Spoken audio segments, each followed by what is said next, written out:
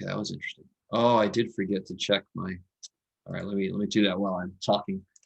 So as you guys come in, has everybody seen their quizzes? Any questions from that? I can't believe I forgot to check my Wi-Fi. Let's see. Please. Okay, looks good. Yeah.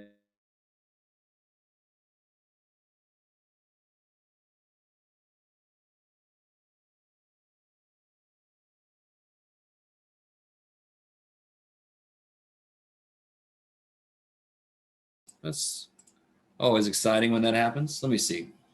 All right, first off, it's all about me. Bam. Anybody? Questions from quiz, from homework? Remind me what's happening tomorrow. Anybody? I forgot. I don't know what the hell's We happening. have our midterm. Oh yeah, that's right. From what time to what time is it going to be open, Professor? So I am going to be on Zoom from 8 to 9. Because then I think the inauguration starts at 9 our time. So starting at 9 a.m., you will be able to access the midterm. I haven't figured out how much time to give you, but you'll have a certain amount of time to do it once you access it. But I'm going to give you until the following morning to get it done. So you can do it. You can do it during. That's a hard thing to say. You can do it during our normal class time if you want to, because we won't have class tomorrow. I will have office hours. There will be a midterm tomorrow. And hopefully some of you guys check in on the inauguration and stuff as it's happening. Thankfully, we don't live near a Capitol. I'm not sure what's going to be happening in the Capitals tomorrow. We'll all find out together. So we can do the midterm we have all day to do the midterm. The minute all you day, start, all you have a night. certain amount of time. Do you understand? Just like anything. So the minute you start it, you're going to have like an hour and a half or whatever, however much time I decide to give you. But you can start it anytime up until the next morning. It'll be due the next morning by probably 7:30 or something. So I can maybe have a chance to grade them all. We'll see. How many questions are on the midterm? I don't know. I'm being serious. I haven't actually created it yet, to be honest. Oh, wow. Yeah, it's easy to make it. Probably around 20 questions. Yeah. So it could be anything from, what was it now? 1, 2, 3, and 12. I think it's on. So we didn't have a quiz on 12, so that's going to be on the midterm. Yeah. So you guys checked out your quiz? Everything good? No questions, I guess? Don't want to talk to me? Okay. Hi, this is Victoria. I would like to go over number 1 on my quiz. Number 1. Let me see. Yeah. It seemed really simple. Oh yeah, those are easy. Let's see. Everybody's number 1. Oh, the one that's something is something percent of what? That one? Right, number 1 was the one about I gave you so much money is a percent of something, right? Yeah. Okay. So basically everybody had the same problem, but nobody had the same problem. Well, there were several different quiz versions. Everybody had the same kind of problem. So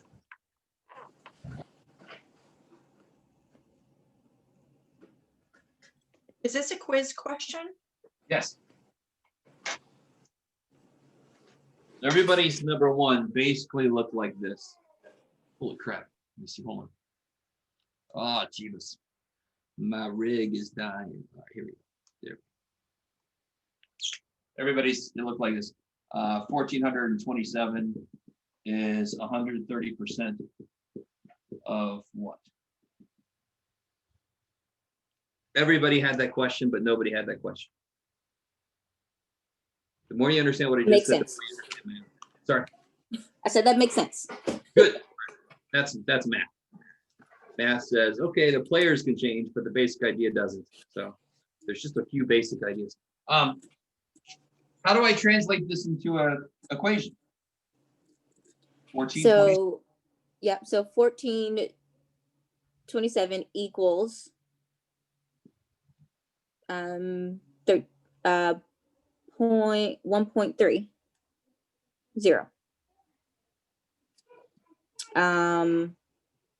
Oh, that might do it. I forgot the what. What? All right. Appreciate it. You're welcome. So that pretty much answers everybody's number one if you made a mistake on that one. There were a couple people that didn't change the percent to decimal, so you got really funky answers. Can you tell me this? Can you estimate? Anybody tell me anything without doing any math at all? Can somebody tell me what the answer should be in relation to 1427? Should it be bigger or smaller or equal? Smaller?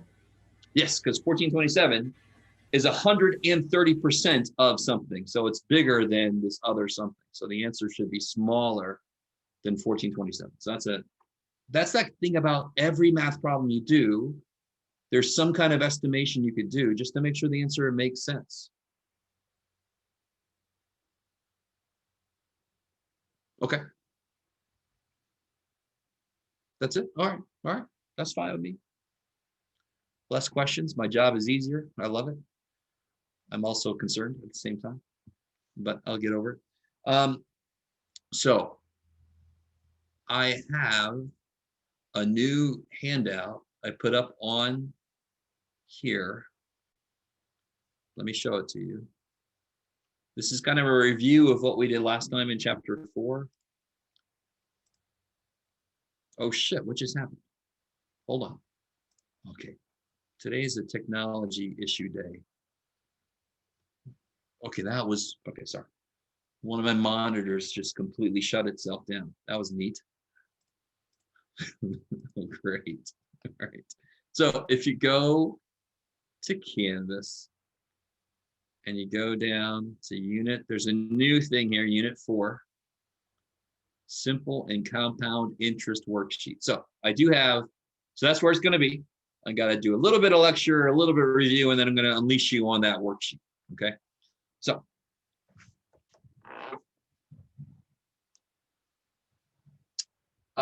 we have this idea of simple interest. Anybody remember the formula?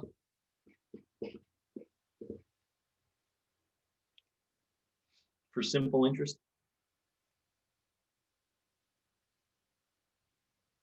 Always think about West Side Story when you get this formula. No. See if anybody gets that. Anybody remember the formula for simple interest? There were some I's and P's and T's and R. There it is. Well, sort of.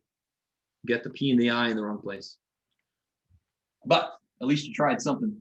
So it's interest made is principal times rate times time. I be pretty. Right?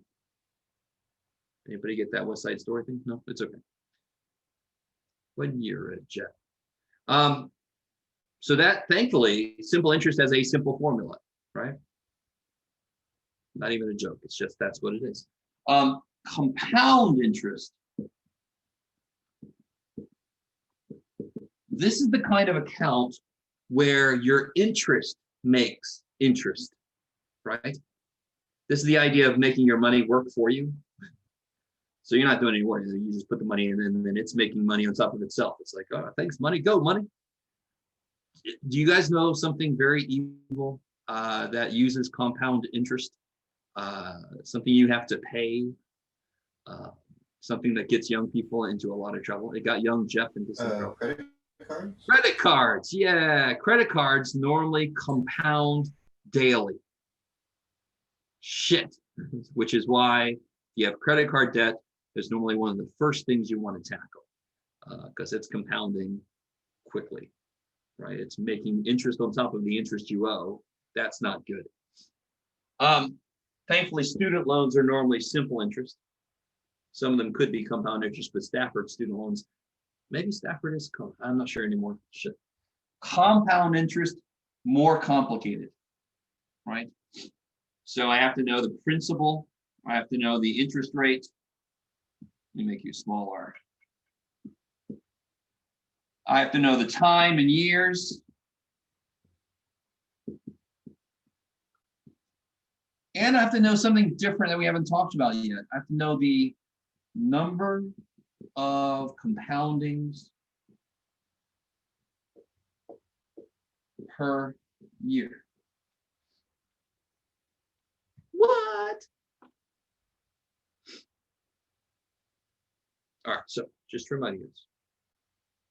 Let's see if we can get this. So this is the new thing.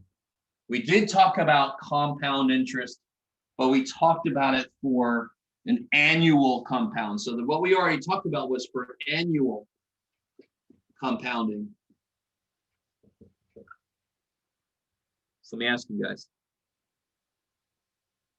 what would N be if I have an account that compounds annually? 1. Yes, holy shit. So N, oh, I'm sorry, a little person. There's a little person in earshot. I gotta be careful. Is there a little person in earshot? Okay. So N would be 1. And we already did this formula. We did this formula. We kind of proved this formula. I don't know if you guys remember this.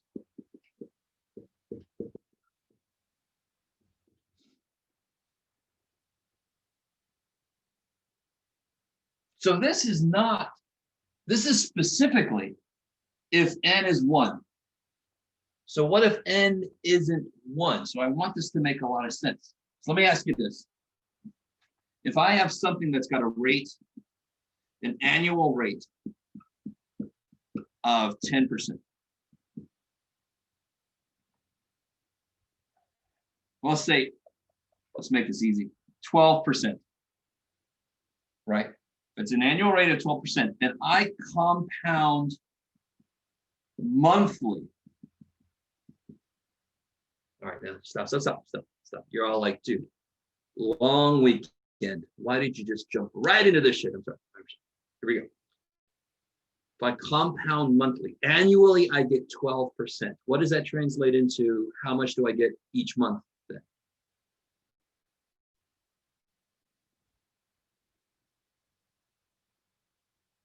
What percentage would I get each month to end up with 12% for a year? Oh, I'm sorry. I gotta look at the chat. I always forget. 1%. You guys see that? Is that? So if I compound monthly, this would be 12 divided by 12. I would get 1% per month. What if I compounded quarterly? What would N be then? If I compound quarterly, by definition, how many quarters are there? No, come on. 4. No. How many quarters are there by definition? No, stop. You're dividing 12 by 4. Yes, there are 4 quarters. Each quarter would have how many months? 3. Let me stop. I don't care what the situation is. If I break something into quarters, there are 4 of them, right? You guys understand? Don't overthink this. I know 12 divided by 4 is 3. Doesn't have anything to do with the question. If I do something quarterly, I'm going to do it 4 times. Okay, every 3 months, sure, but I don't care about the 3 months. So N would be 4. So each quarter, how much would, or is that what are you getting ahead of me? Is that what you guys are doing? Each quarter, what would the percent be applied to make it 12% a year? Now you come at me with the other thing. How much interest would I give each quarter? Now I get 3%. I like it. Okay, good. I want to make sure. Maybe you guys were ahead of me. This would be 12 divided by 4, 3%. So watch how this formula changes then. If n is not 1, what does this formula become? Are you good? No. All right. Dadgummit. This formula would become this. 1 plus r divided by n. That's what we're doing here, right? R divided by n.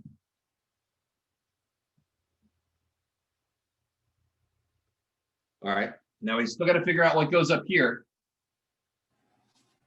Stay with me, stay with me, stay with me. I know it's a lot of math. Bam. Let me see if this is, let me see. If I compound monthly and I let it sit there for 2 years, how many times will I end up compounding, putting interest in? Compound monthly for 2 years. 24. 24. The number of years times the number of compoundings, right? If I compound quarterly for 8 years, if I compound quarterly for 8 years, how many total compoundings will I have?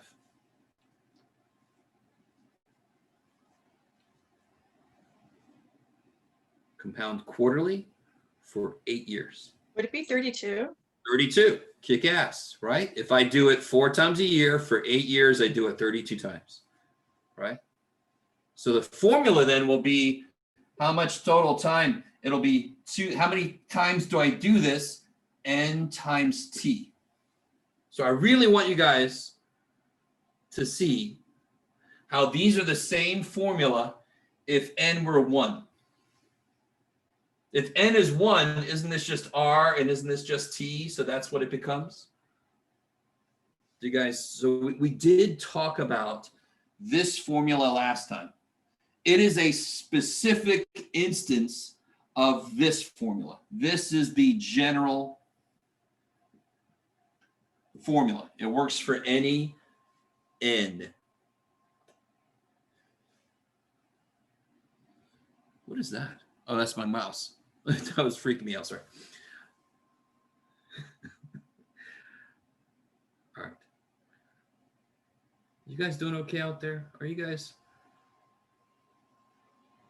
Raise your hand if you logged in and then went back to sleep. I guess you couldn't do that unless you slept, sleep button push. I don't know. All right. So let's look at this thing I've created. Look at my creation. Oh shit, where are you? There you are. Put you over there. Let me put you guys over here. It's always freaky when I just throw the whole class onto the other screen. Professor Baller, how do we access your YouTube videos? Oh. Let me see. Let me put this up here. Shit, I don't want to do that. Okay, here we go. And So say, for example, I want to see today's class. How would I? Look here. You're in the shell, right? Right here. Recorded lectures on YouTube. Let's see if this is working. I haven't actually checked it on. Hey, look at me. It's me. Look at me. Oh, look at that ugly bug. All right. And then it's in reverse chronological order, right? Do you see that? So today's, I normally get it up there pretty quickly. Sometimes there's technical issues, but it's normally up there by the end of the day at the latest. The videos for each day. Is that cool? Okay. Great, thank you. You're welcome. Very good reference. I use them to remember what the hell I did, especially over a long weekend. I'm like, where did we end up? Let me check. So here's the thing. Here's the sheet that I want you guys to work on now. And again, it's in Canvas, so let me know if you have any trouble getting to it. So I want you guys to work on this by yourself for a little bit. So look what I've done. Look at me trying to be nice. Again, I figure I'll just try it for the whole month. I give a little definition and then an example of the thing in work, and then I ask you to do a problem, give a little definition, give an example of it in practice, and then I want you to try these 3. So do it. So go get this and do it. And then we're going to have you guys compare answers and do a little additional work on top because I'm evil. Okay, so go try these problems out. Let me know if you have trouble accessing this. Is everybody awake enough for this? You guys okay out there? Where's this at? In what in the modules? Yes, so if you go to, let me show you. Oh shit, where's everything? Oh, I see. Let me get this closed. Okay, here we go. Let's try this again. There it is. So if you go to modules, there's now a module for chapter 4. And it's the only thing in there. Oh, okay, yeah, I saw that one yesterday. There's no way. I just put it in there this morning. Oh, So, okay, I saw another one yesterday. I guess okay. I want to make sure I have them all. I can use all worksheets I can. Use that. You can give us some lottery numbers so we can all. Okay, so is everybody able to find that? You guys hopefully are out there doing this. I have no faces to look at today. It's okay. Nobody has to have their camera on, I guess. I'm going to turn mine off. I can't. I forget how to do it. There. Yeah.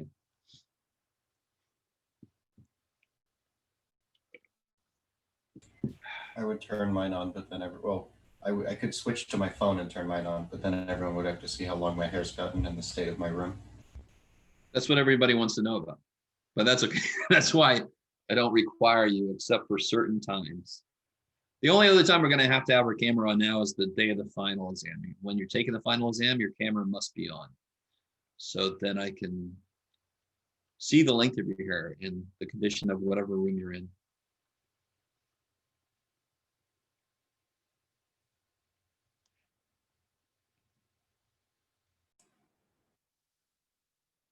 All right. Oh, you would have thought I would have done this while I had time, but too bad for me. So we're going to take a look here. I'm going to pull up. All right, wait a minute. Bluetooth mode. Oh, thank you. Bluetooth connected. I'm going to show you on the calculator also, because that seems to be the #1 issue, is how to get this in the calculator correctly. Oh, yeah, yeah, thank you. The second issue is where to put stuff, right? So this first guy, I can identify for myself. All right, let's see. This is the principal. The rate will be 0.035. And time is 10 years, right? So then when I do this together to figure out the interest I make, it would be $50,000 times 0.035 times 10 years. You just got to throw all that in your calculator. And I Professor, believe. Are we meant to be seeing your computer? Oh, yes, you are. Thank you. Shaisa Maisa. That was pretty good. That's pretty funny, Jeff. Okay, so you identify the parts of what I tell you. This is basically the first step in 90% of math problems is identifying what I tell you. Right? And is there anything I told you that you don't need to know? No. Okay. Then you put them all in the right place. So I is P times R times T. So P times R times T. So it's just throwing stuff in. It's just replacing unknowns with values. And when you throw all that in your calculator, what do you guys get?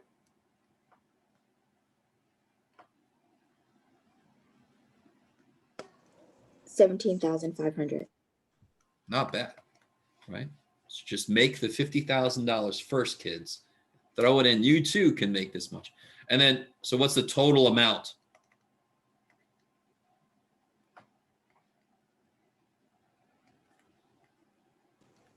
$67,500. And I just throw that on top of the 50,000 that was in there.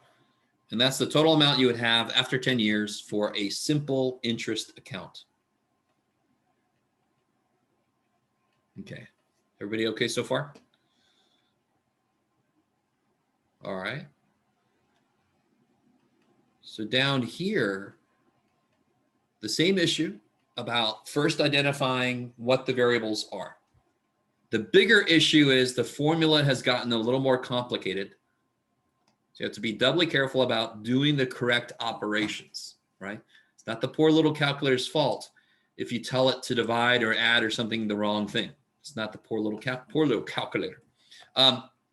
So P is still 50,000. R is still 0.035. T is still 10. But what is the new, so for this first problem, of course, why is this one kind of nice? What's N for this one?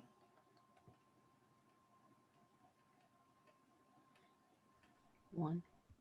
Yeah. So if I compound annually, that means I do it once a year, which means, does everybody understand that these are the same formula? This one here and this one here, they're the same formula. Does everybody understand that? Everybody see that? If I make N 1, this becomes this. It's the same formula though. So you could use this formula. It will come out the same way though, because when you put a 1 in for N, it'll simplify. So let's see. So the amount in the account will be 50,000. So let me write this down and then I'll show you what it looks like in the calculator. Times 1 plus 0.035. Well, I'm leaving room here, but I shouldn't. It would be divided by 1, but I don't need to divide by 1. Let me just put it there. To the 1 times 10. Okay. So this part you don't really need, right? Of course, because something divided by 1 is itself, which is why the simplified formula makes sense. It's the same formula, same formula. So I'm going to transition over to the, what do you call it? The calculator. Let me do that. Hold on. I'm not cool enough. Let me see what does it do when I do this? Is that weird? What just happened? Can you guys see the calculator and the sheet? No, But you guys can see the, sorry? just the calculator. Just the okay, I didn't know what that button would do. So not as nifty as I hoped it would be. Can I move you, calculator? No. All right. So now if I want to put this in, this should basically be like most people's scientific calculator. It's going to be the same thing as your, if you have a graphing calculator. So 50,000 times parentheses 1 plus 0.3 Jeff. Okay, 0.035 parentheses to the, where's my, there it is. There's my to the button. So most of your scientific calculators should have this or y to the x. Your graphing calculator is going to have a little caret, a little up arrow kind of looking deal. So to the 10th power. So I get, look at that. Really, calculator, give me 80 decimal places, please. All right. Is everybody cool with that? Everybody? So this is not too complicated yet because n is 1. So let me transition back to the, oh, this is interesting. Can I just keep doing this? So it just I switches. think I'm using the wrong button for the power because it's not changing. I need to find that. What kind of thing. calculator do you have again? Do you have a scientific or a it's a TI 30XA. Oh, okay, good. You had So have showed a- me that it was the XY one. Remember you told me the other day? This one here? This one? Yes. Yes, okay. Maybe I'm not using it right. So look at what I've got in here. You should see 50,000 times parenthesis 1 plus 0.035 parenthesis to the 10th power. It should look like this. Or it might even have like a little x to the y. I don't know what it has here. So let's do this together again. So 50,000 times parenthesis 1 plus 0.035 close parenthesis to the, Wait, you actually enter the parentheses in the calculator? of course I have to, because Oh, otherwise, oh my gosh. Okay, hello. because that will totally affect order of operations, correct? Order of operations will go to hell if you don't have Well, the my parentheses. order of operations have been affected. They're gonna get fixed now. Okay, okay. You have to have those parentheses in there, or else the whole meaning of this changes completely. Okay. Remember, the calculator is dumb. We always think calculators are smart. They don't know shit. They don't know anything. They can't know. So it's on us to put these in here correctly, or else we're going to get shit. So I'm going to switch back to the, did you get that 70,000, whatever it was? No, I keep getting 50,000. I think it's I'm not entering the right thing here for the power of. Can you I'm show me doing your, exact. Here, you want to see my calculator? yeah, hold on. Let me, 'Cause How do you I do told this? me last time. dadgummit. Where are you? There you are. Okay, put it up there. Let me see. Down a little bit. Oh, well, now it's just showing me 0. You got to show me when you've got stuff in there. It's just a 0 for me. Put stuff in and then show me the work. You know what I mean? That's Okay, sure. okay. All right, let me see.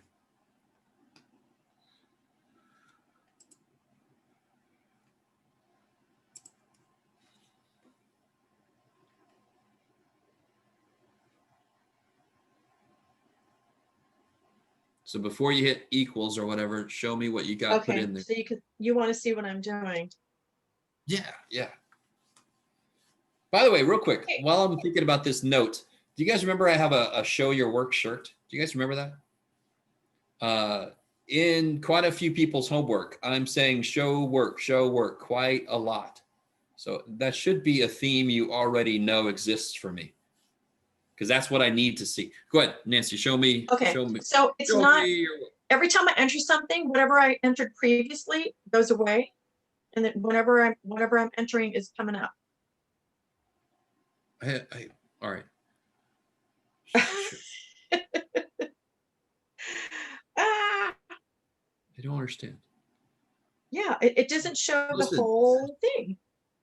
Can you just all right, just do this for me. Mhm. Just type 2 times 3 and do not hit enter or do not hit equals.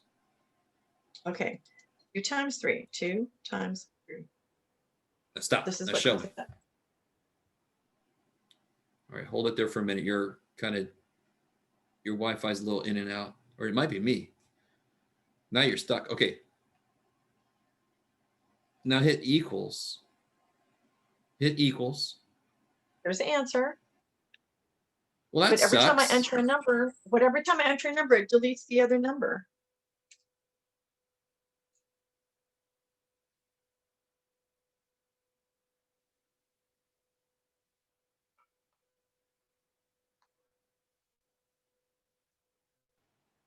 That mystery is solved. All right, I love it. I love this whole thing. I love online. I love Wi-Fi. It's all amazingly fantastic. Nancy, I don't know why you do have a scientific calculator. I have no idea why it's not showing you more of what's going on. But if you type in 50,000 times parenthesis 1 plus 0.035 parenthesis to the 10th, it has to do the right thing. It knows order of operations. You're muted. I don't know if you're talking to me. This is where the problem can be. After the last parentheses, that's where I would enter to the power of and then 10, right? Yes. Okay. Which is I'm entering the XY. You told me last week it's the XY button. X to the Y, sure. Okay, now it came up 70, 52, 705, 29. Yes, okay. Woohoo. But what the heck? So I don't I'm know. sure the I whole mean, class must be ecstatic. don't worry. It depends on what type of calculator you have. You have one that doesn't show you what you've already plugged in. Most scientific calculators kind of show you as you're plugging in what you're plugging in. So yeah, that must not be the type that I'm used to. So you're gonna have to be a little more careful as you plug stuff in. Does anyone else have, you know what I'm talking about? Does everybody else's calculator show them everything they've plugged in? Okay. And most scientific calculators are supposed to be like that. That's one of the main things about them is. So I don't know if it's a setting in your calculator or something. I don't know. It might be a setting. But let's keep going. Here we go. Am I sharing anything? No, I'm sharing nothing because I am not that kind of person. Here we go. So the only difference with this next guy is it's compounded monthly. Everything else is the same. So what is n going to be here? 12. Well, so now I'm going to have the amount in the account is 50,000 times 1 plus 0.035 divided by 12, parentheses, to the 12 times 10, which is 120. I highly recommend, right? And again, where did I get that from? There's a formula, n times t. So if I compound it 12 times a year for 10 years, how many times will it be compounded? 120. Right? The more you kind of do beforehand, the less chance there is to put something in the calculator wrong. So what do you guys, anybody got that answer for this bad boy? Let me put this one up here. What was this one? This was 7529.94, is that right? I think so. Did anybody get this part B? 75, 553, Whoa, say again, sorry? 75553. No? 70,917.24. Yes.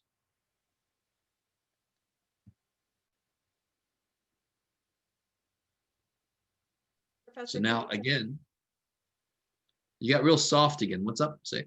Can you explain about the 12 exponent, n equals 12? I see the in parentheses and we put a 12 there and that's it? Just, that's it? No. It's a 120. Oh, that's one, there we go. Okay. Because Oh, the that's a formula zero. needs Okay. the formula needs n times t. So it would be 12 times 10 years. That's where I got, that's okay. I didn't see the zero. Thank you. And again, I really wanted to make sense what the exponent represents.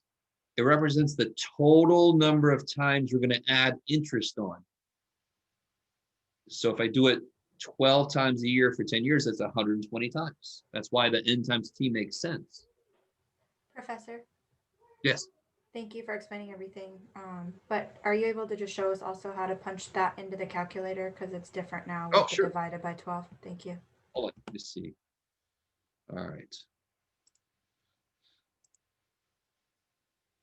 Bam. So then this would be, let me clear all this shit. Go away. Okay. So it'll be 50,000 times parentheses 1 plus 0.035 divided by 12, close parenthesis, to the, Oh, I love that sound, 120. So there's your 7917.24. so we are, it's 0 plus 0.035 divided by 120 and then close. No. Divided by 12. Divided by 12. Yes, because the 3.5 is per year. So how much would it be per month? 3.5% divided by 12. So 0.035 divided by 12. Okay. Oh yeah. We'll finish this worksheet and then I promised somebody I would rederive the formula real quick. All right, how's everybody on that one? Let's kind of take stock of what we got so far here. So simple interest, never mind. 67. Let me turn- Simple interest. Simple interest, 67,500. If I do compounded annually, I get an additional $3,000, right? A little over $3,000 extra, right? Is everybody with me? Do you see how that's 3,000 more? And then if I do it monthly, I get almost $400 more on top of that.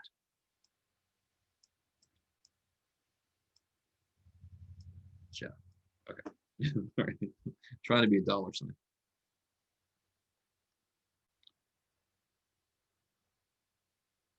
Okay, maybe. So now C is going to be exactly like B, except it's going to have N equal to 365.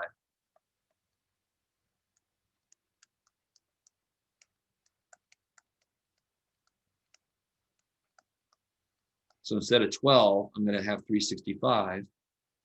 And then the power, it's going to be 365 times 10 years. So 3650. Woo! All right, so let's try this bad boy out. Is everybody cool with that? It's exactly the same formula. It's just N is 365. Oh, crap. All right, here we go. Everything froze for a second. All right, my Wi-Fi, my laptop. Come on, fellas, we can do this. So let's see what we get. 50,000 times parentheses 1 plus 0.035 spread across 365 days, parenthesis. And I want to do that to the 3,650 times, right?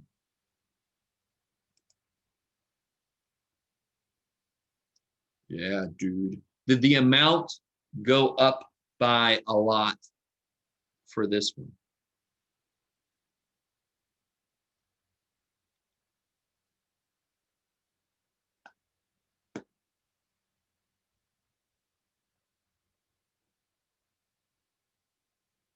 How's everybody doing? You guys okay with what's happening?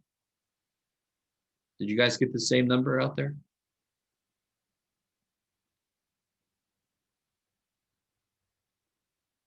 Somebody did. Okay. All right. Let's go take a look back at the sheet here. Oh, holy sheet. So in this one we got, shit, I already forgot what it was. 7095219.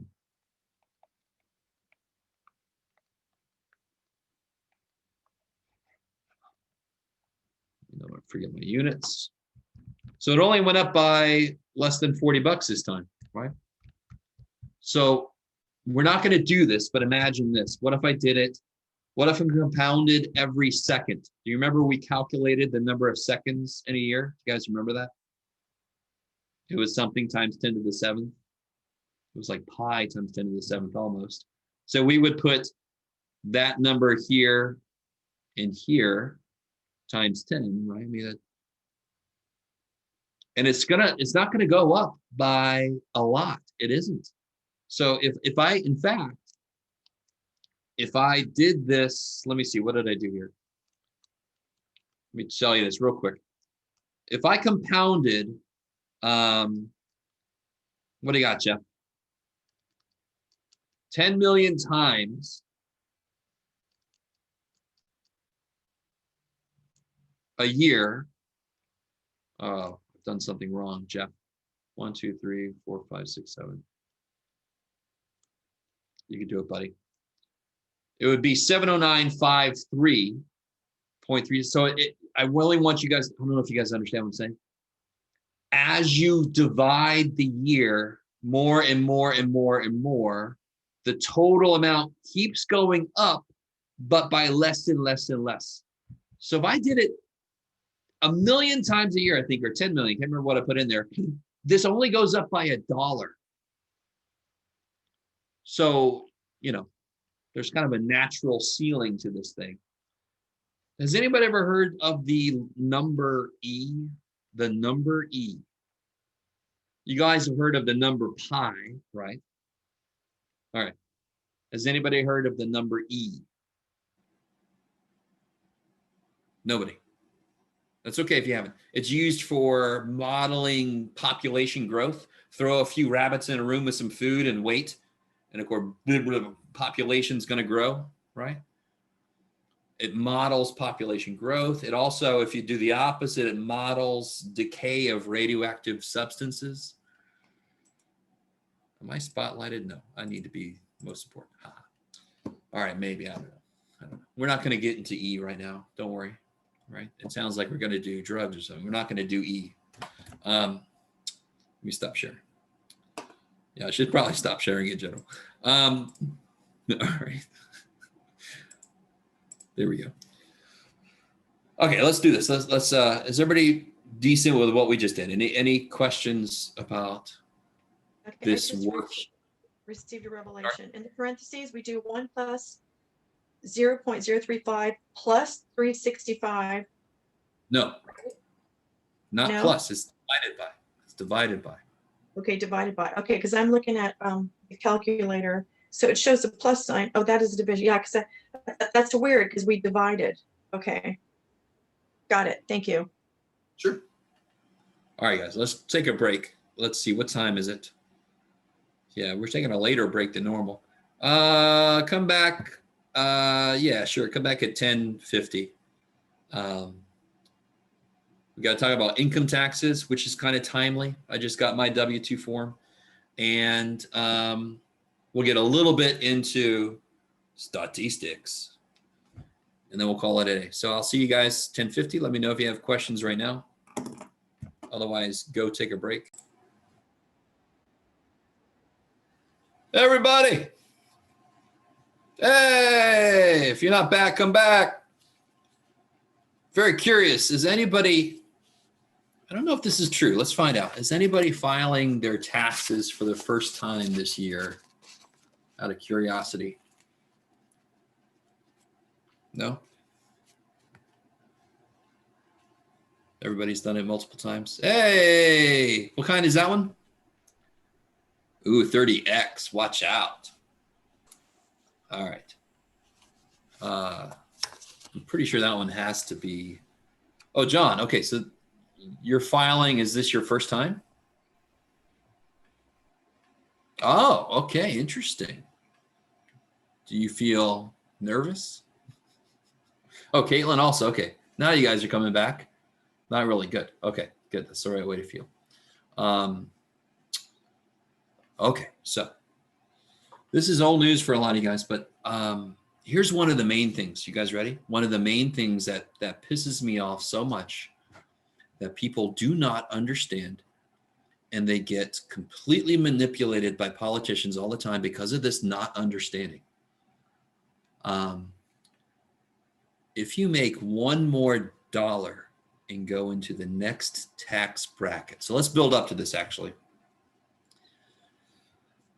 Let's see, how should I do this? All right, let me come back to that. So there's a very fundamental misunderstanding about tax rates that a lot of people in this country have, which is why they're easily manipulatable, easily manipulated. There it is, Jeff. So here's some basic stuff. So you have your gross income. Ew. No, so that's the non-adjusted income. You have your gross income. Some of you guys might have adjustments you can make to that income. Oh, Jeff, you should have probably looked at some examples of adjustments. Stuff like, oh, this is going, well, if you have a retirement plan, If you have a contribution to a retirement plan, that's not taxable. Some other things are not taxable. I don't know what else to tell you. So those are adjustments you can make to your income because you got to subtract that off if they're not allowed to tax that money. That makes sense. So once you do that, so maybe I should put this up on the board. Most of us kind of have lived through this many times. All right, and again, I'm a math teacher, not a business teacher, so I am not going to get too deep into this.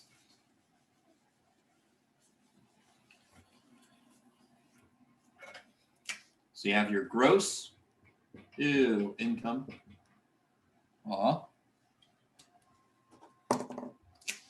Then you subtract adjustments, which is normally, my God, what happened to you, Jeff? Which is normally untaxable income. So the gross income, then you subtract the adjustments, then you get your, incredibly enough, you get your adjusted gross income, right? So this together leads to this.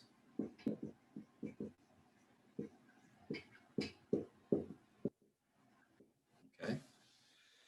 I kind of got a little chart for myself. Then you've got deductions and exemptions.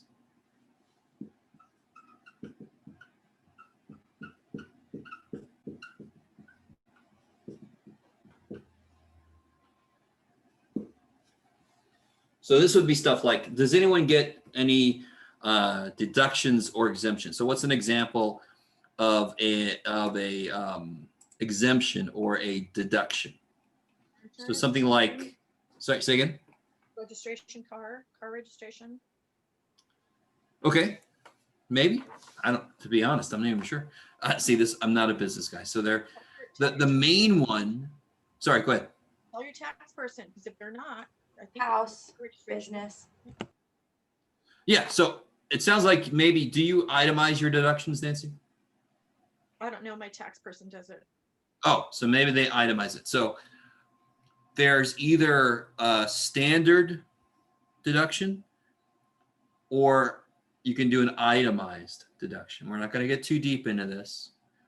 But like Nancy's saying, I'm pretty sure that probably falls under the umbrella. There's a ton of things that you can deduct from your taxes. A ton of, so like, for example, if you donate art to somewhere, that could be a tax deduction. It could be tax deductible, right? Things like that. So there are tax deductible things. This is such, I know I'm using a lot of really high definition terminology. Nikki, Like what do you got? Owning a house, right? Yes, so like mortgage payments, right, are School interest. deductible. School interest is deductible. I've got like a whole separate category for educator expenses that are deductible. But normally those fall under itemized deductions. So there's a standard deduction.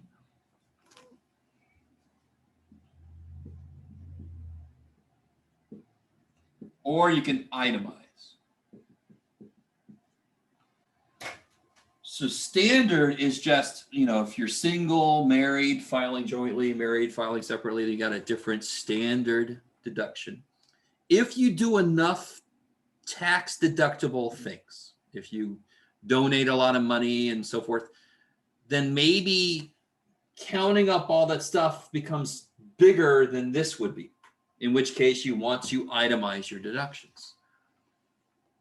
Okay, and then you start seeing all the categories like Nancy and Nikki are bringing out, all the different categories of things that are tax deductible.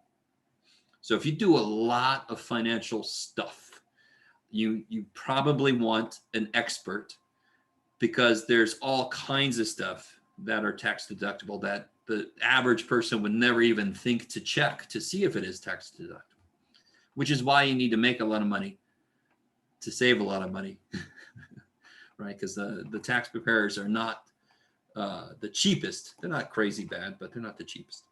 All right, let me see what else. Oh, all right. So once you get So you subtract the adjustments, that gets you to adjusted gross income. Once you subtract these guys, then you get to your taxable income. Holy shit. So the people that are doing their taxes for the first time, you more than likely can do the 1040 easy, which is exactly as it sounds. Or I don't know, if you have a lot of investments and stuff, that would be really neat. You're getting a head start on life there. You might not be able to do that. Okay. Now, once you get to this bad boy, this is how much money they actually can tax. Then you can look up in a tax table your tax owed.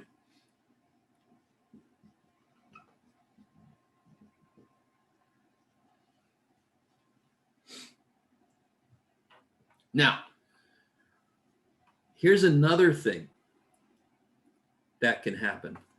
Has anyone ever heard of tax credits?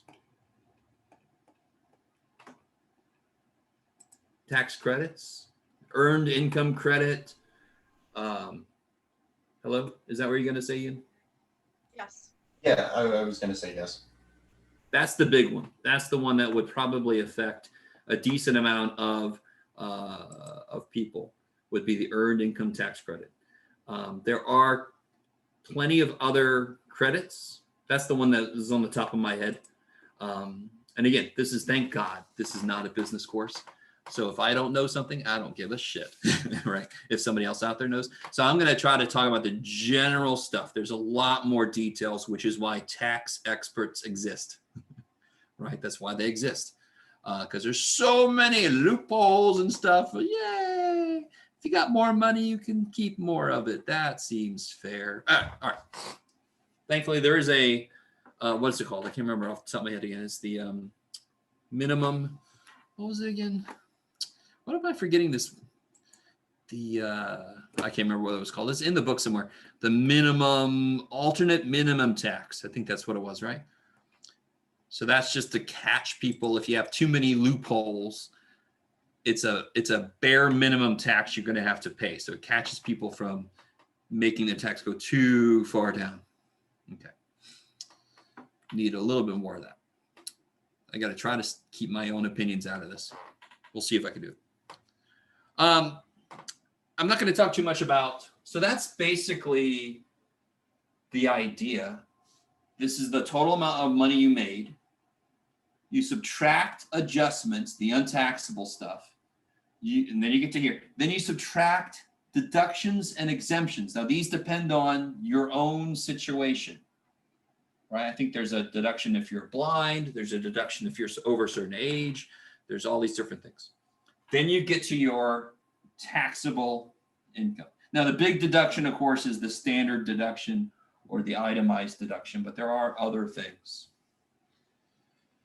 Once you get to this bad boy, that is what sets up how much actual tax you owe. And then the last thing that could happen is you could subtract tax credits. And again, these are dependent on, like, the earned income tax credit. Tax credits are more powerful than deductions, because tax credits take money right off of the tax you owe, just right off of there. Whereas deductions takes it off from your income. It doesn't really affect the amount of tax you have to pay as much. How's everybody doing so far? This might be a little fast, but this is good for depending on what we need for this course. Now, what you need for life is probably a little more than this, right? But I'm not a tax teacher, so I'm not going to go too deep into this. How's everybody doing so far? Okay, now, let's see. I want to show you something. This is the thing I was talking about earlier. So we are now at the point where we would look up in a tax table how much tax we owe. So let me show you this. Dadgummit. Where were you again? My teacher seems okay, but here we go. Yay, I can stop, put myself down there for a quick second. So here is the 2017 kind of like behind the scenes. Now, when you look at an actual tax table, it's going to be a lot of pages because it actually lists all these different incomes up to a certain income. And once you're up to a certain income, they're like, no, you just go somewhere else. All right. Is everybody sorted with me? Maybe I should try to find the actual tax table to show you, but this is how they calculated. This is how they did in 2017. Now, does anybody know what happened in 2017? I think it was, yeah, I'm pretty sure it was 2017 with taxes.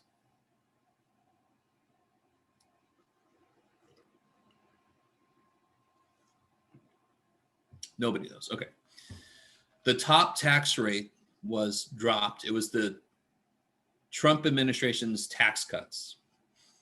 So everybody got a tax cut. So everybody should be happy. So I'm not, so there I've already, my tone kind of gave away my feelings about that. But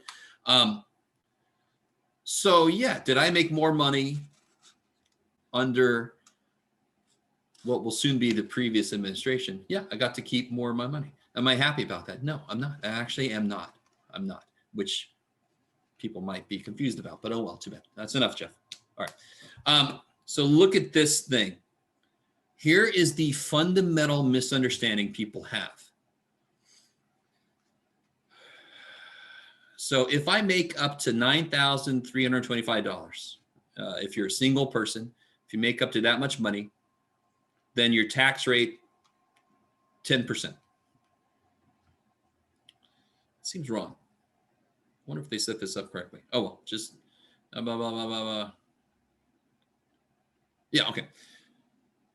From there, now, if you make one more dollar than this, if I make $9,326, are you guys with me? Does that mean that I pay 15% of all my income all of a sudden? This is the misunderstanding. I've seen this. I saw this in a comic strip once where there was a guy with the cup sitting on the sidewalk and he said, I made too much money and went to the next tax bracket, help me out. All right, that's so much bullshit. You know, like it's a comic strip, Jeff. Calm down, dude. But I really want you guys to understand. If you make one more dollar, you pay 10% of the 93.25 and then 15% of the one more dollar. Too many people in this country believe that if you're in the almost 40% tax rate, you're paying 40% of all your income, and that is completely wrong. You are paying 40% of every dollar, every penny you make above this. You would have been paying 39.6% of that. So if you made $418,405, you would only be paying 39.6% of the $5. Does that not make sense to anybody? Are you guys understanding?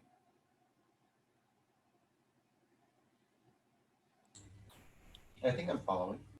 So if I make $1 million, that means that I pay 10% up to this much of the million, and then 15% in between these two, and then 25% in between these two. I don't pay 40% of $1 million. I don't. That's why, did you guys hear about this? People like Warren Buffett and so forth, they were paying effective tax rate lower than a waitress or something, right? I can't remember what the profession was they compared it to, but I don't know if anybody, did you guys hear about that? No? Lower percentage or lower total? Lower I did. It's overall pretty crazy. effective, sorry? I did Yeah, hear about it. Yeah, they're paying a lower overall effective tax rate. So what does that mean? I can't just say they're paying 40% because they didn't pay 40% on all of their income. Does everybody understand that? The highest tax rates only apply to the money you make above a certain amount.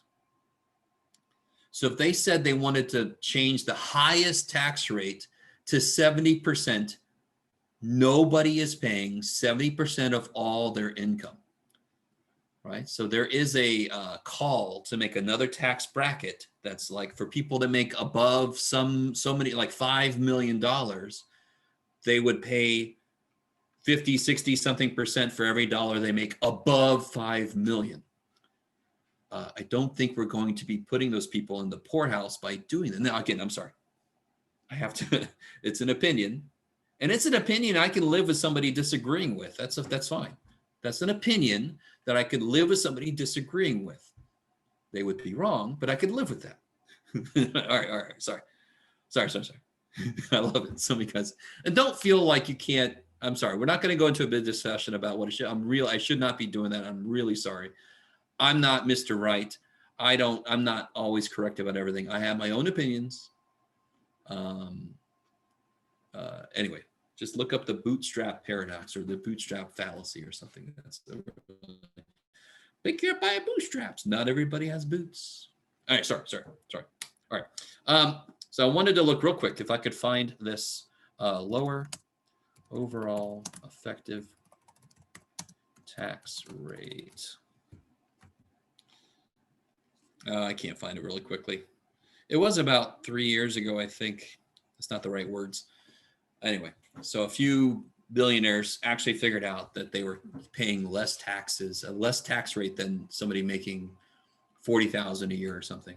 So it's that's pretty pathetic that our system would let that happen. Okay, where do you guys go? Here we go. Professor, just in Yes. parentheses. Just in parentheses here, I'm going to show you something. Oh, what's up? Oh, sorry. Wait. Let me. What's going on? Hold on. Wait. Stop. Oh, that's the new one. Hold it right there. Hold it right there. So now you can see everything you're typing in, right? Yes, much better, right? Awesome. Much better. Great. Thank you. And again, I'm sorry. That's what I'm used to.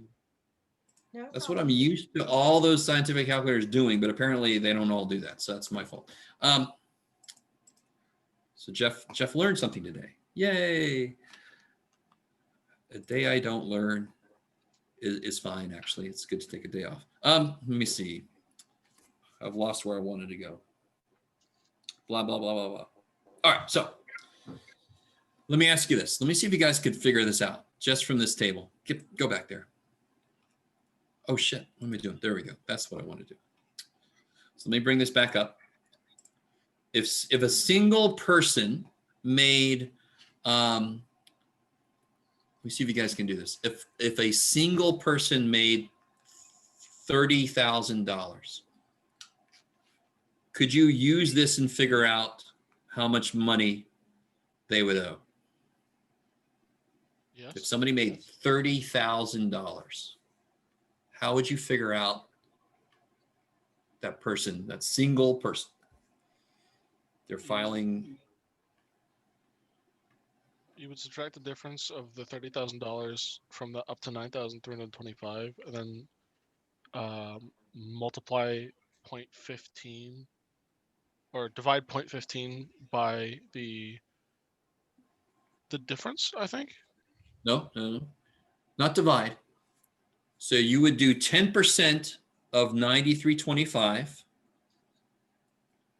Something you did get correct was you would do 30,000 minus 9325 because I've already taxed that first 9325.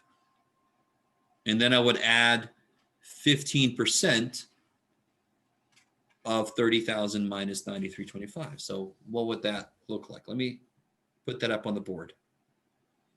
So this is page 264 if you want to look this up. And this is 2017. The book is going to use this for some problems, and just realize that there has been changes, and there will be changes again this year.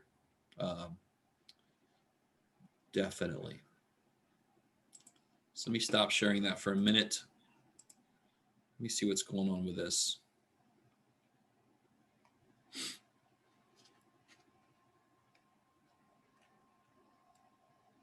Yeah, so this is so $30,000 taxable income. So it's like I've already gone through this, right? So I know I have $30,000 in taxable income. So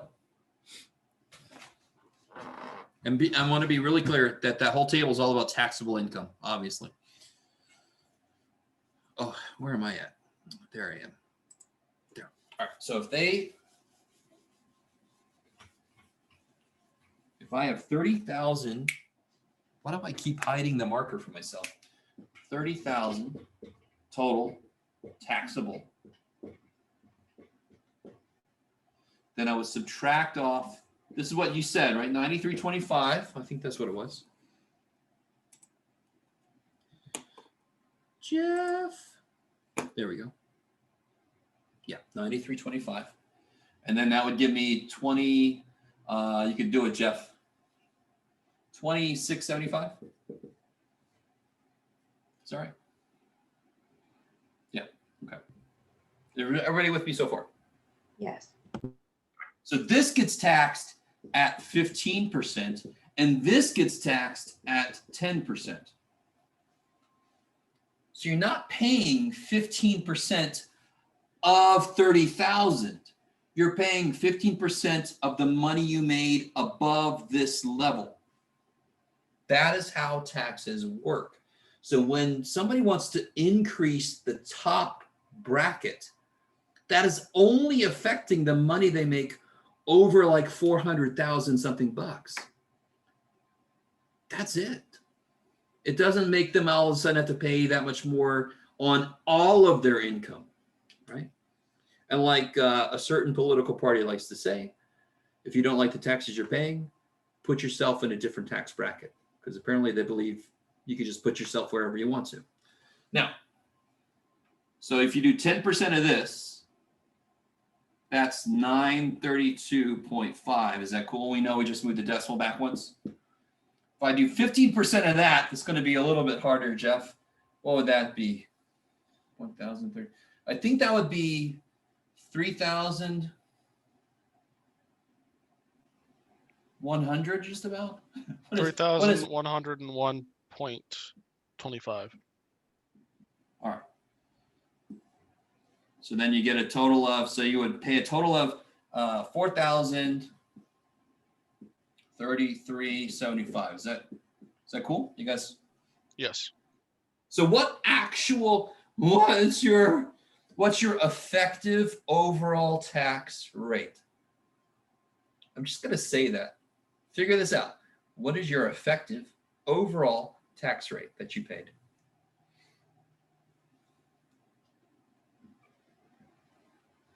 How much money did you make? I mean, taxable income did you have? 30,000. How much taxes did you pay? 4,000 something. What percent did you pay then?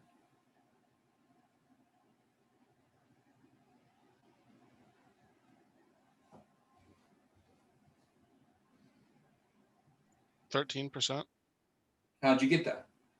I divided $4,033.75 by 30,000. And you got what exactly? 13.44%. Ooh. And of course, it makes sense. It's in between these two, right? Because it's a little bit of this, a little bit of that. So it's going to be the overall is going to be in between those two. So what I said earlier was somehow millionaires and billionaires, some of them were paying an effective overall tax rate lower than somebody making 50,000, whatever it was a year, right? That should never happen in any system we have ever. Okay, maybe. And again, if you have different opinions than me, then that's completely fine. I don't want to make you feel like I hear too much shit about all these teachers trying to indoctrinate. That's bullshit. So I will not necessarily hold back on my personal opinions about things. That does not mean I'm trying to teach that to you. Does not mean that you have to regurgitate that to me to make me happy. That doesn't mean any of that shit. Do you understand what I'm saying? We're all adults. We can have discussions. It's beautiful. Or we can try. We used to be able to in this country. It's America, right? Sorry, that was America. Shut up, Jeff. Blah, blah, blah, blah, blah, blah. Oh, something else on this page. Here's what the standard deduction was back in 2017. So has anybody ever heard this is what had me tripping up at first, and then I realized this is taxable income. Has anybody ever heard that you can make $10,000 and not have to pay any taxes? Now think about it. If there's a person who makes $10,000 in a year, are you upset that they're not paying taxes? So if you are, I don't even know what to do about you. You're making $10,000 in a year. Give them a break. Holy shit. So why is that possible? Because here's the standard deduction, and here's the exemption. So you can kind of like yourself, your dependents, those are exemptions. So you can claim yourself, you can claim children as exemptions, right? And this is also where the blind things comes in. So that could be higher for more people. So there you go. What do these add up to be? 10,400. So if somebody made in 2017 $10,400 exactly in taxable, in overall income, let me be careful. When you adjust it, it becomes zero, doesn't it? So they had zero taxable income, which really only makes sense. And then there are actual people that make upwards of six figures that are upset that some people don't pay income tax, even though they're paying sales tax, which is much more regressive anyway. All right. Again, I'm sorry. I can't stop from going into my own personal opinion. Okay. What else did I want to say about this? I think that might be it. So let me show you a couple of more interesting questions here. So they're not going to necessarily give you the taxable income. You're going to have to figure it out. So Deirdre is single, no dependents. Her adjusted gross income is $90,000. Right? So that means that I could take off the standard deduction and the personal exemption. So the very first thing you would have to do in this kind of problem is figure out what her taxable income is. So you adjust it by that 10,400 that we talked about earlier. Is everybody with me? Anybody not with me? Okay. So that would be her taxable income, 79,600. So which is her highest tax bracket that will affect her then if she's got 79,600 taxable income?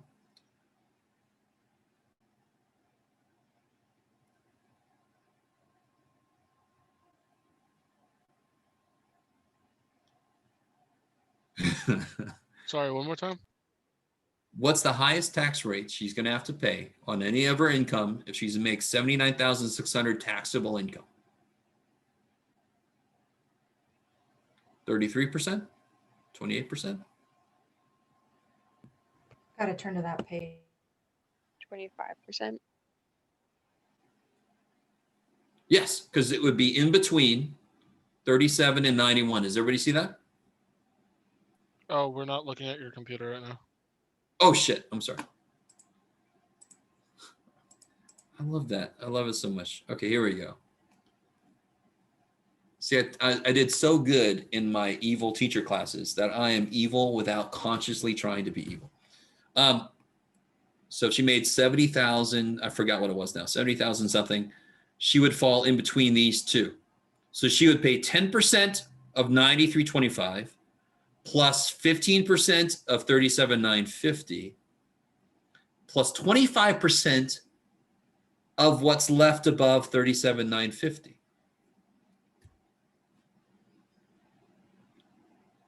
And let's see if that's what they do. There you go. 10% of the 93, 15% of the amount in there. I don't think I said that, but that's how you do that, right? You already paid on the first 93.25. Do you see that?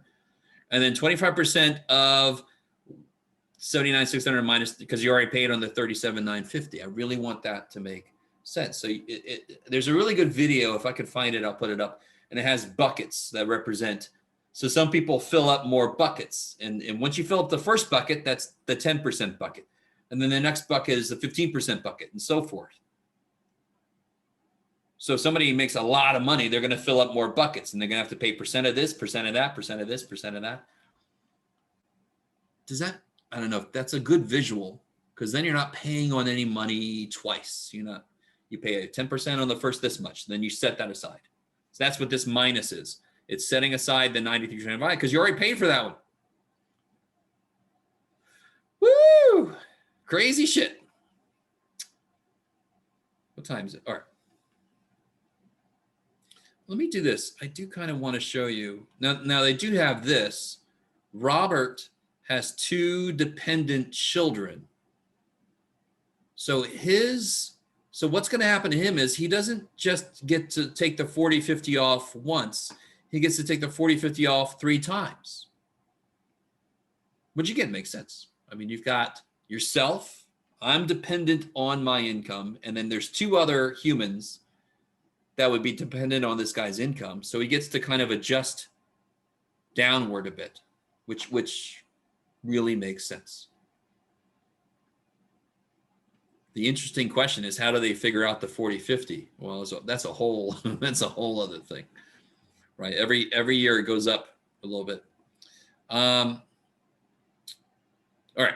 And then they got some married filing jointly and stuff like that. I mean, head of household. And you just have to look at the right column on that table on page 264. Okay, hopefully that makes sense. The math is not terribly hard on this stuff, is what I'm hoping. Then they do talk about the credits and deductions a little bit. There's the mortgage interest tax deduction that somebody brought up earlier, right there. But tax credits are overall better because they take right off of your taxes that you owe. All right. I'm kind of boring myself with this. Yeah, business is not anything I'm interested in the slightest, except to do my taxes to the point where they leave me alone. I'm not even going to talk about, thankfully I didn't assign homework related to every ID in here because I'm not going to get into FICA taxes. I'm not going to get into that. No. If you're curious about Social Security and Medicare taxes, you can research that on your own time. So I didn't give a ton of homework from this section. It's only based on the basic calculating tax owed and stuff for different situations, stuff like that. Okay, because I really want you guys to see what goes into it. Let me see if I can really quickly. Can I do this really quickly?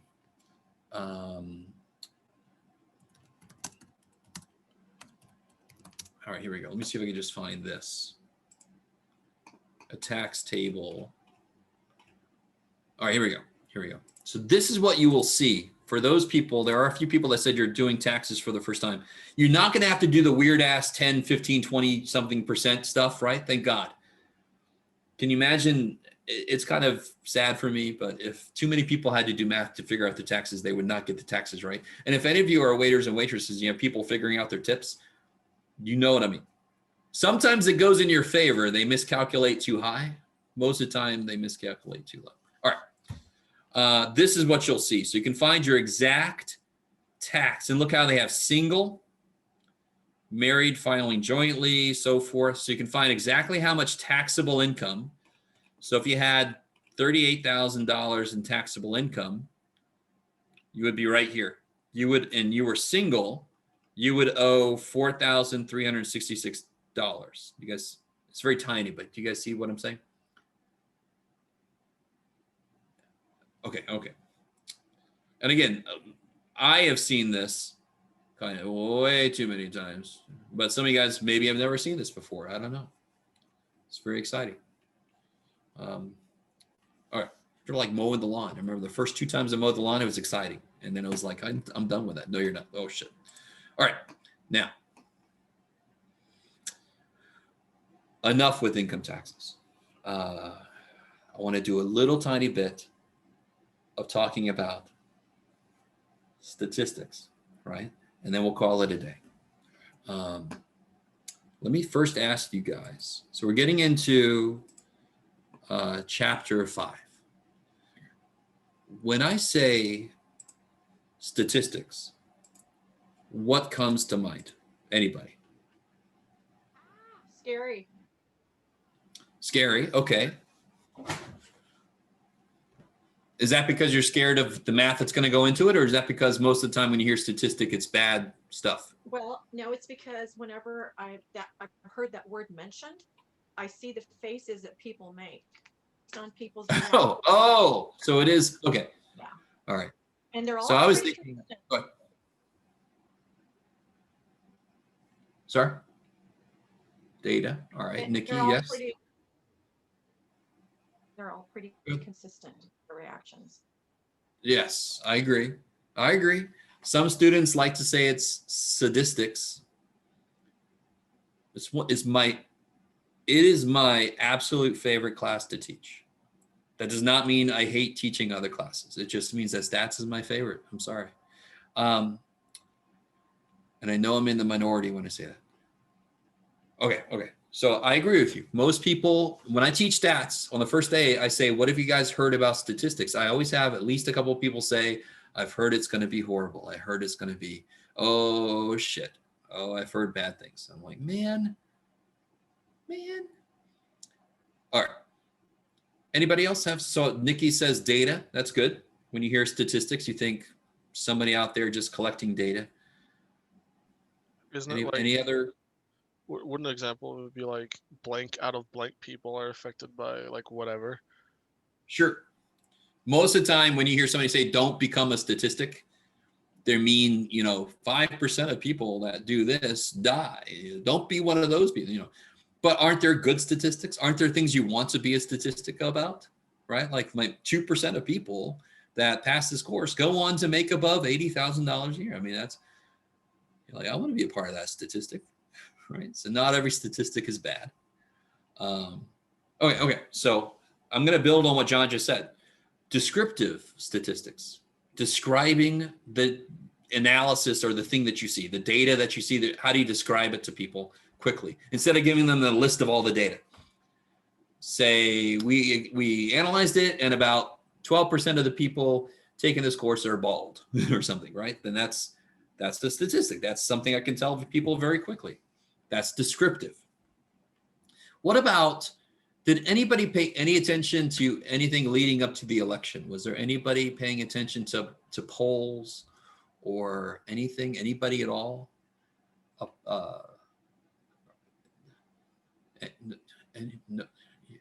little bit. I mean, it was hard. It should have been a little hard to escape, but I'm kind of impressed if you did escape it. I mean, I'm hoping maybe some of you guys, it looks like Danielle, maybe, and Nick, we're actively watching it. So when somebody says 44% of people are going to vote for blank, is that true? Never. It's never. It's not that it's not true. It might turn out to be correct. The fact they state it like that is not true. That's why most of the time at the bottom of the screen, if you ever see somebody give statistics about what percent are going to do something based on a sample they took, at the very bottom, you're going to see something that says plus or minus 3 or plus or minus 4%. Right? So let's do this out of order. I don't care.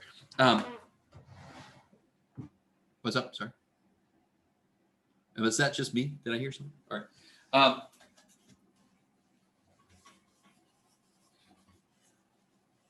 So let's say we got good old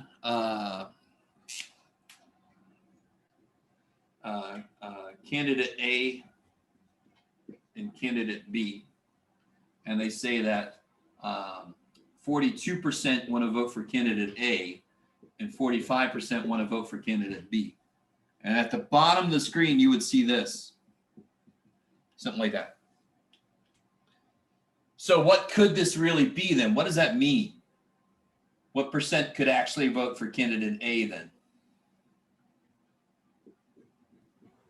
38 or 46? Yeah, 38 to 46%. And for candidate B, it would be 41 or 49. 41 or 49. So it could actually be 46% to 41%. Do you understand what I'm saying? The swing could be either way for either one of them. So right now it looks like B's going to win, but it could actually be 46 to 41. A. Do you understand? So this is where people either misinterpret statistics and believe this to be true. And what could happen then? What could happen then is that these people maybe don't even go. They're like, there's no reason to vote. And if they would have just went, maybe their person would have won. You guys with me? So there's that possibility. So some people were claiming there were suppression polls trying to suppress the vote. That's what they mean, right? And that would be people misinterpreting what this means. This doesn't mean that this is definitely going to happen. You couple it with this. Then there are the people that say, all right, well, if you say this shit, all of statistics is bullshit. It's all made up. You bunch of jerks, blah, blah, blah. And that's obviously incorrect. This doesn't mean that there's no point to it. It just means you have to interpret it correctly, right? That's all it means. Doesn't mean that statistics is completely unusable, right? Would either one of these get a majority in any case, according to our data? Would either candidate get a majority of the votes? No. No. Okay. It's a good thing to know, right? And I feel pretty confident about that. Okay. All right. So there's that balance. Either people think statistics is completely made up and you can make it say whatever you want to, or people say, oh, that means that this is going to happen for sure. No, it's in between those two things. My little brother always asks me, do you still teach probability, Jeff? And I'm like, yes. No, he doesn't always ask me. This is way long time ago. But then he would say, just that's dumb, Jeff. Either it's going to happen or it ain't. All right. I'm like, so there's a 50% chance of snow in June in San Diego. Is that what you're saying? Yes, because either it's going to happen or it ain't. And I'm like, thank God you didn't become a doctor, Jim. I don't want to be about to go under the knife. And the doc, and I'm like, what's the chances, doc, that I survive? 50-50. No. Don't want that shit. What's that? Either you do or you don't survive, right? It's like, yeah, but do you understand? Now, I get his point to a degree, but statistics is still useful. If there's a 99% chance of something happening, humans wrongly interpret that to mean it will happen. No, 1 out of 100 times it won't. So if it doesn't happen, it doesn't mean that all of statistics is bullshit. In fact, what does my full shirt say? Never having to say you're certain. There's always that plus or minus percent. And we don't just throw it in there. There's actually a formula that tells me what that amount's going to be exactly. And the formula depends on, for one thing, how big a sample I took. If I take a larger sample, what do you think should happen to this number? This thing that I think I'm off by. If I take a larger sample, should I be more or less certain about what I see? Less certain. All right, let's think about this for a second. If you talk to 5 people, will you trust the analysis from just talking to 5 people? I see what you mean. It'd be like a hasty generalization. There you go. That's beautiful. That's oh, look at this. And somebody else is like, stats is bad enough. Don't bring fallacies into this also. But too bad, she did perfectly. That is a hasty generalization. So the idea of getting a larger sample, we know that that's better. We know it. We know it is. Mathematically, if I took a larger random sample, that number would get smaller because the formula for that number, that 4%, the formula has sample size in the bottom. So the bigger that gets, the smaller the whole thing gets. The smaller the amount I'm off by gets. All right, that's a little too far. It's a little too far. I'm sorry. oh, okay. That was good right there. That was good. Oh, okay, good, good. So there are much more complicated formulas behind some of the things we're going to talk about that we're not going to get into those because this is not an actual stats class. right? But I do want to get into some stuff, and then we'll call it a day. What time is it? Let's just do a couple of quick definitions. We'll call it a day. Okay. So I've already said a few words that we need to define better. The second word I said was sample, but I didn't say the first word yet. Where do we pick a sample from?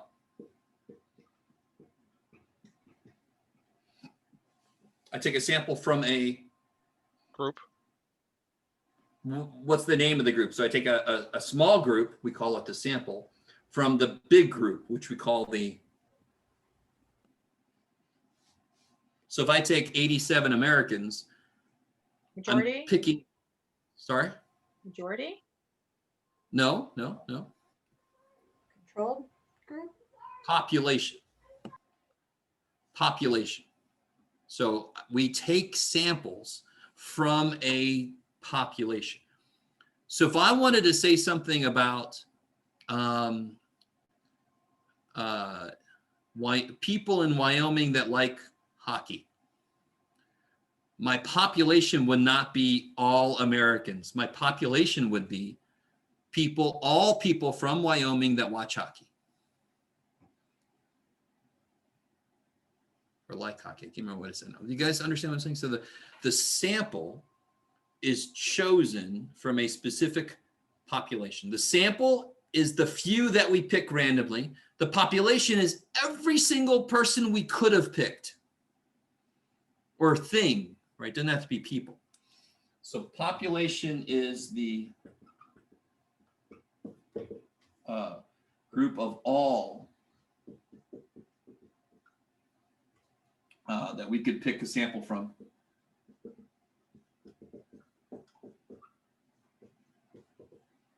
And the sample is chosen from the population. So it's sort of a circular definition. I don't care. Okay. Maybe. Now, let me keep in an order here so I don't suddenly start bringing stuff in that we don't have to worry about. So this is the group. I could also say that it's the group we want to say something about.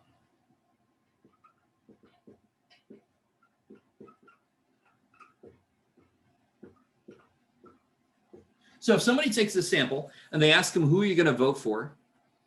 And they talk to 1,200 people. They don't just want to say something about 1,200 people. They want to be able to say something about the entire population, which in that case would be voters, right? Likely voters. Are you guys with me? So if I pick 1,200 likely voters, that's my sample, my population would have been all likely voters. Okay, I like it. If I took 1,200 registered voters, my population would be all registered voters. And how is that different from the other population I just described earlier? Does every registered voter likely to vote? No. Nope. A little more recently, the turnout for the last election was crazy big. Way bigger. So when people say something like, how do I say this? I don't care. Trump got so many votes, how could he have lost? Well, there are a lot more people since 2016. We have gotten a lot more people that are of age to vote, and the actual participation rate went through the roof. So, yay. A lot of votes for second place. Okay, sorry. So the thing, we want to describe this group. So the description of a population is called a parameter. Would that be something Parameter. like a cohort? A cohort? Of course, a cohort, but this is more like the size. Okay, never mind. This isn't necessarily talking about size. It's talking about a group.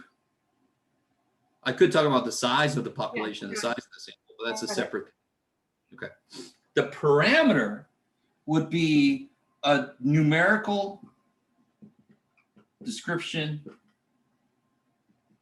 of the population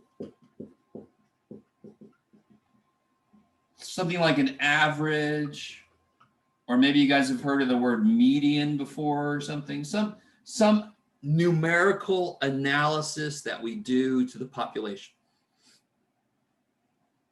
Now, you ready for this? This is too nice to believe. This is the last definition for today. A statistic, yes, the word statistic is actually means something. A statistic is a numerical description of the sample. Now watch this, everybody. Watch this.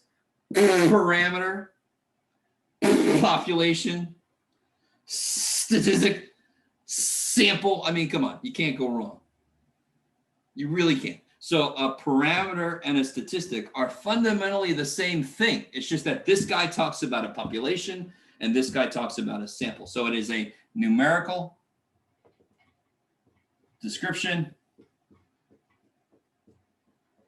of a sample instead of a population. Isn't that awesome? Right? You're like, way to go, math people. Pick a word that gives it away. I love it. So I got a question about samples in general. Could you specify what the sample is? So, like, for example, if it was all voters, could the sample be 1,200 Democrats or is it 1,200 voters? Oh, would that be a representative sample if your population was all voters? No.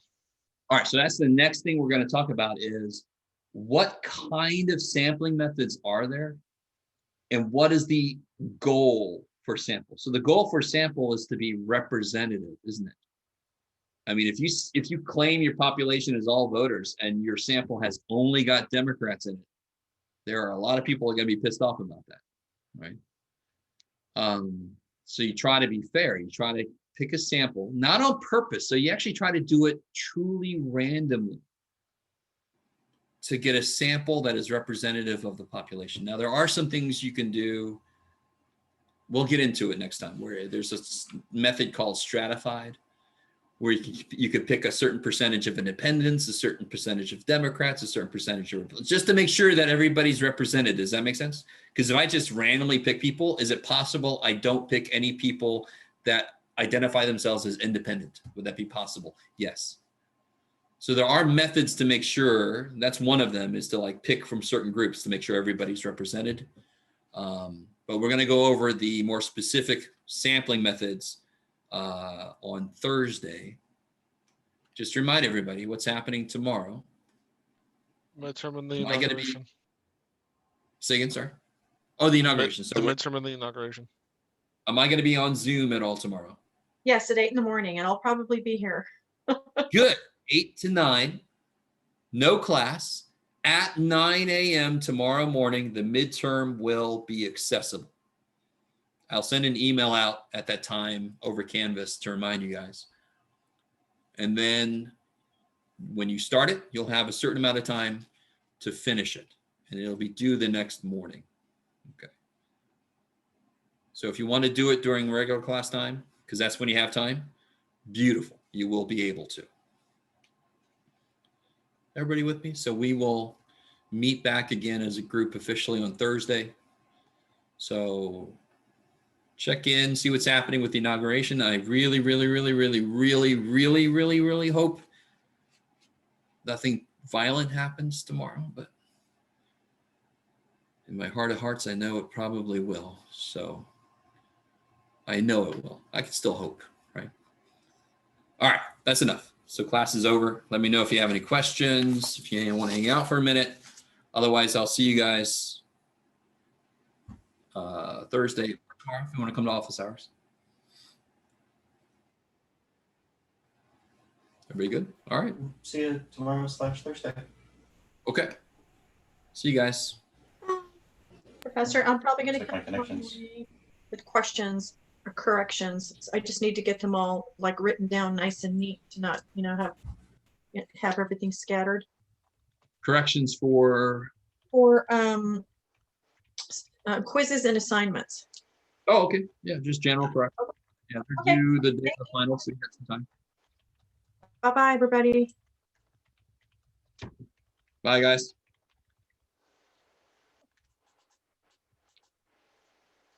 Oh, okay. Okay, bye. See you. Sorry, yeah,